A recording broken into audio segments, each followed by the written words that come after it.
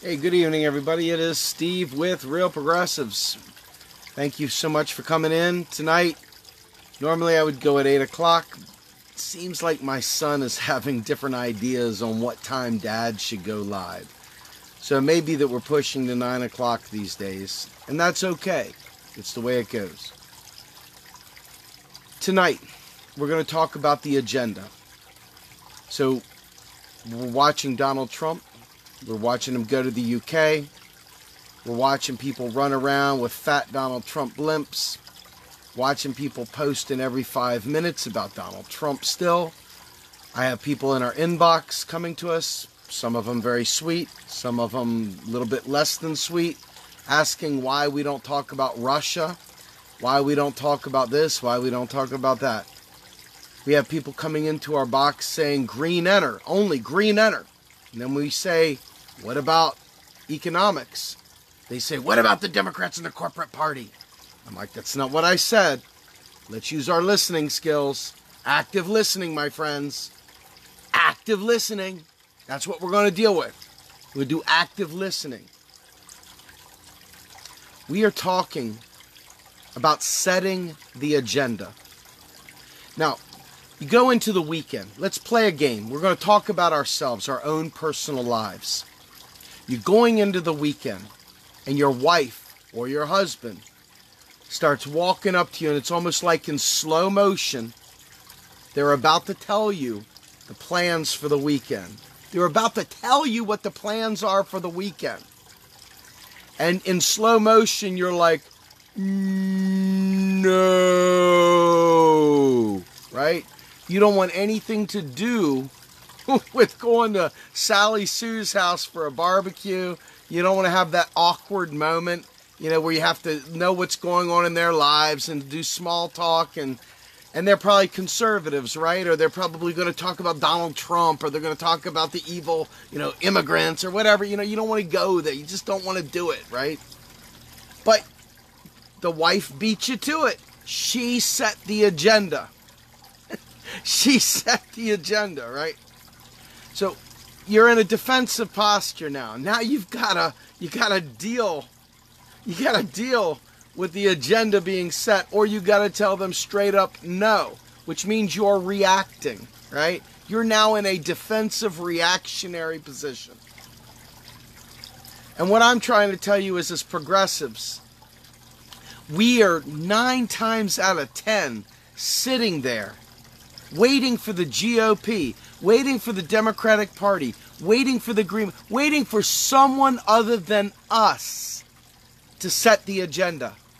And then we spend the duration of their time in office fighting about their agenda, fighting about their trips, fighting about their golf trips, fighting about their comb over, fighting about the stupid tweets they put out there. We spend our time defending nothing, advancing nothing, all the while just poking and poking and poking at them. You haven't sold me what you're for. You haven't told me how you're going to get there. You haven't explained shit to me. Okay? Not a damn thing. And then you wonder why Congress hasn't done any of your actual programs. You wonder why we haven't achieved anything as a movement. Because we've been busy letting them set the agenda. We've been busy letting them tell us how it's going to be. And we've been busy sitting there playing games, distracted, bouncing left and right like a ping pong ball. And we have ignored our own needs, what we need. You ever been in one of those relationships where the other person's always telling you what they need? They're always telling you their needs. And if you don't meet their needs, you're running in circles going crazy because you're the bad guy. You haven't met their needs, right? Well, we are in a position right now, my friends, where we are letting opportunities pass us by. Now is the time. Now is the time. Right here, right now. Now is the time for us to set the agenda. I don't care if we're in power. I don't care if we're out of power. Do you understand what I'm saying? It takes people an awful lot of time. It takes a lot of energy to change how they think. It takes an incredible amount of energy for people who think they're right today to change their mind to realize they're wrong tomorrow. I'm not joking. Friend or foe, our people are literally in the reactionary mode, fighting Donald Trump. They're busy resisting, but not insisting, as someone said earlier tonight. Imagine, instead of resisting, we spent our time insisting and taking direct action. Now, let me ask you a question. You know, when you come to Real Progressives, you should understand by now, that we are all about the econ. We're all about the progressive agenda. Tonight's not going to be about econ. Tonight is going to be about us setting the agenda. Tonight is going to be about us owning our own power. You know, when you sit there and you waste all your energy going to a march, and all that march is for is to protest against the orange dude in chief. If all you're doing is protesting against something, and you're not actively advancing what you're for, how's anybody going to even know? How's anybody going to start building momentum for 2018 or 2020 or 2022 or 2024 or anything? Do you understand? If all you're doing is chasing Donald Trump's fat ass and every stupid move he makes, have you advanced a single cause for the progressive movement? Yes or no? The answer is absolutely not. You've done nothing. You've done nothing. None of these protests have spawned out any kind of change. Nothing. They made you feel good. It's like a little shot of heroin. You take the thing, go, wow, yes. You get your little moment, your little buzz. But you're not getting anywhere. When is the last time you saw us united, walking in the streets, not for just Medicare for all, not just for free college, not just for student debt relief, not just for green energy, not just for paid family and medical leave, not just for making life suck just a little bit less for families? When have you ever seen us march to tell people what we're for? When have you ever seen millions of people come to Washington, D.C., joining arms saying, we want a New Deal now? When have you seen people do that? Our job is not to go out there, get smacked down, and then go hide in a little corner and lick our wounds. Our job is to keep advancing the ball. There's an enemy over there. If we were playing football, we have 4 downs. I'm not going to sit there just because you sack me on the first play. I'm not going to go lick my wounds and go hide somewhere. Shit, I got 3 more downs. I'm going for a first down. And if I screw up the second time, I'm not throwing in the towel. I'm going on 3rd down. I'm going to run a screenplay. I'm going to do a naked bootleg. I'm going to do something other than just sit there and bitch about the other team. I'm going to drive the ball to the end zone. They are not going to dictate pace. They are not going to dictate what we do. You see, we are always in a defensive position. We are always in a defensive position. People will come to me and I'm like, guys, I'm sorry. With all due respect, I am not going to join forces with you to talk about their agenda and chase them at their agenda. Fuck you, I'm setting the agenda. Do you get this? No, I am not chasing Donald Trump around. He'll do what he does. We are already against these things. They're not going to change. If we are able to defeat them, if we're able to resist whatever, great, aces. But we are not setting the agenda. And if you don't understand how to set the agenda, you can just look in your own personal life. When you want a job, when you want a specific job, you sit there and you comb your hair back nice and neat, put a nice little shirt and tie on, okay? You go in there and you glad hand a few people, you start making friends, you start talking to them about what you'd like to do someday. And then when the job opening comes up, you go in there and you kill it, you crush it, you knock it out of the park, okay?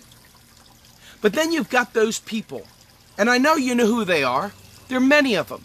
They're sitting at their cubicle, head down, always scowling, long face, right? They're not telling you about how you can be all you can be. They're sitting there telling you how you can never achieve anything. Life sucks. It's always going to be bad. And they could never, they're stuck in this job forever. Lucky them to have a job, right? But they're stuck in this job forever, and they're never going to do anything, and nothing's ever going to go their way, and it's always going to be bad, and you're foolish for trying to do more. That's what we hear in the progressive movement far too often. Oh, you're talking about a New Deal, but we don't even have a Congress that can do that. When are we going to have a Congress that can do what we want them to do? Well, that's all nice in theory, but, you got to have a Congress to enact it. Let me tell you, for real, friends, Richard Nixon was not a friend of the environment, but Richard Nixon passed the EPA. I'm going to say this over and over again until people start owning their own power. We, the people, must set the agenda, not the politicians setting our agenda. Do you understand where I'm coming from here? Does this ring a bell? Do you get where I'm coming from at all? Stop waiting for Bernie. Stop waiting for Jill. Stop waiting for some other Messiah to rise up and lead you to the promised land. These leaders are going to come as a natural outpouring of our efforts to set the agenda. If all your agenda is the Democrats are bad, Dem exit, if that's your agenda and that's all you stand for, you haven't helped my child one bit. My child with autism deserves a skosh better than that. Just a skosh better than that. Now that doesn't mean Dem exit isn't part of your strategy. But tell me what you're going to do with it. Tell me why, once I I'm Dem exit. Now what? Now what? We're standing here. Okay. What are we going to do? Just yell about the Democrats? Bad Democrats all day long? Stop. Stop looking for a party to tell you it's okay to fight for what you need. Stop waiting for a politician to tell you it's okay to fight for what you need. Stop waiting for social media people to tell you it's okay to fight for what you need. We need to unite around the things that we know. And my friends, we all agree across the board. I mean, literally across the board. So why are we allowing them to wag us around, to spin us up, and to make us unuseful, to sideline us, to take us out of the game? As for me and my house, we're here to set an agenda. That's it. I wake up in the morning ready to set an agenda. I'm tired of failing because somebody else had a case of the Mondays. Okay? They had a case of the Mondays where they're going to be all sad sack and they're not going to fight for a New Deal. They're busy yelling about the orange guy. Aren't you sick of that too? Seriously, aren't you sick of that? Have you not seen enough anti-Donald Trump tweets? And where have been the New Deal tweets? Where have been the New Deal posts? Why do these stupid posts from people get all these likes and clicks that are just stupid? I mean, they're not even useful. You say, all right, guys, let's sit around the table. Let's talk. Look at this. This guy right here, he made this tweet, and it says, how come the blah, blah, blah, blah? And it's like, what are we doing with that? Where do we go with that? Did you just feel good to click like? What the fuck? When we, the people, start owning our power, local by local by local. And we start talking and communicating and building networks instead of waiting for them to do it for us. When we do that, and when we show up, think about this. How many people here showed up to these silly rallies that left you less money in your pocket and amounted to absolutely nothing? I know I've been to a few of them. Guilty, unfortunately. What would it take to get you to go to a rally where people were fighting for a new deal instead of fighting against the orange guy and show us your tax returns? Do you think we could get 1 million people to Washington, D.C. to stand up and say we want a new deal now? Do you think we could get 1 million people there? I'm wondering if we could get 100,000 there. Because I see people, if we said it's an anti-Trump rally, let's go out there, put our pink pussy hats on, and yell and scream about Donald Trump, you get 1 million people there. But you ask people to show up, to stand in unity, and build a continuous campaign that pushes anybody, whether it be Greens, whether it be Democrats, whether it be Republicans, and pushes them to have to accept that this is the will of the people. We are going for a new deal now, and not just piecemeal. We're going for the whole fucking shooting match. Do you think we could get 1 million people to the mall? Do you think we are organized enough to get 1 million people to the mall? What kind of money would it take to get 1 million people to the mall? What kind of messaging would we need to get people to show up at the mall with 1 million people to fight for a new deal? I spoke at a Medicare for All rally. This is no joke. It was in Washington, D.C. at the Capitol. There was maybe 100 people out there. That's it. 100 people max. And we had people like Margaret Flowers. Ro Khanna spoke there. You know? I mean, there were people there. There were names. And there might have been 100 people standing out there. Folks, I'm telling you, when you say what you're for, the movement doesn't want to hear it. They're busy wanting to fight against the orange guy. They're ready to take a defensive posture. They aren't willing to be the aggressor. They're not willing to fight for what they want. And that, my friends, is the real kick in the stomach for a real revolutionary. A real revolutionary isn't just bitching and whining about what the other team's doing.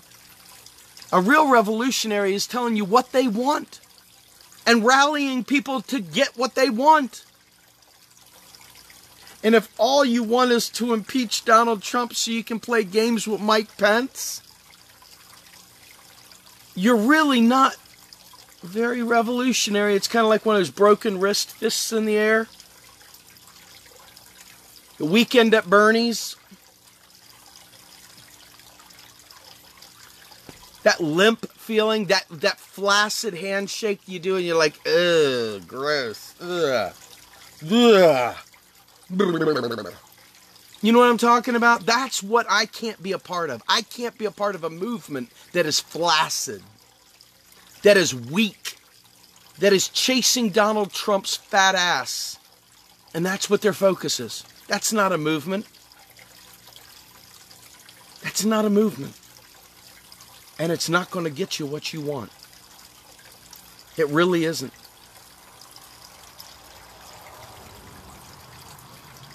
We're going to be working really hard to build local chapters. We're going to be working very diligently behind the scenes to start building out this footprint to create a movement-based, issues-based, aggressive, forward-thinking movement. Because I can't wait anymore. I am done hearing people talk about dem exit, dem enter. Aren't you? Fucking do your job, motherfucker. Show up, put the jersey on, and do it. Stop talking about it. Do it. Do it.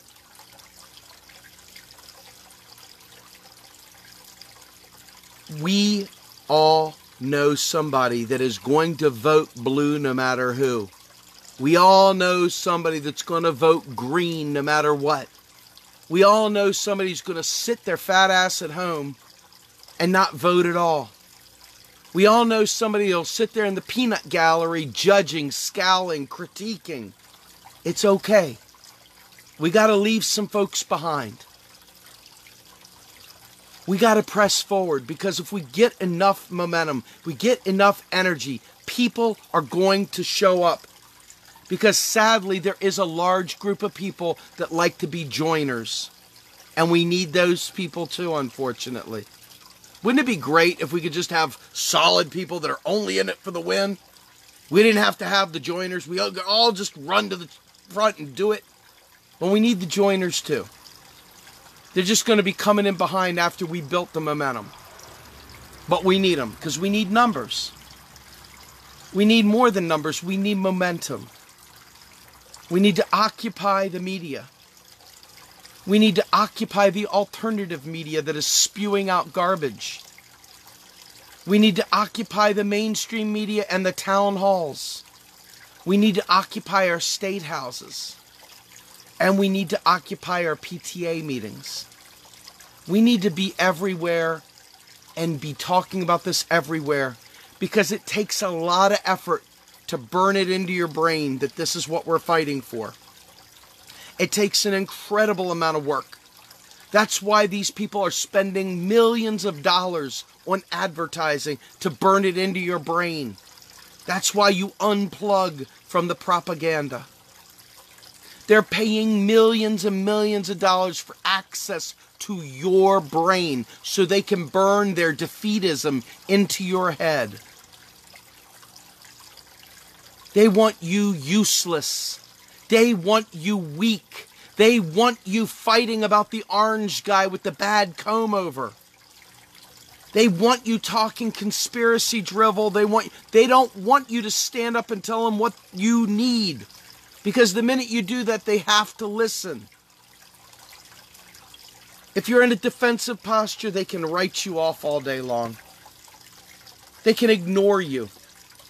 You're irrelevant. You're doing what they wanted you to do.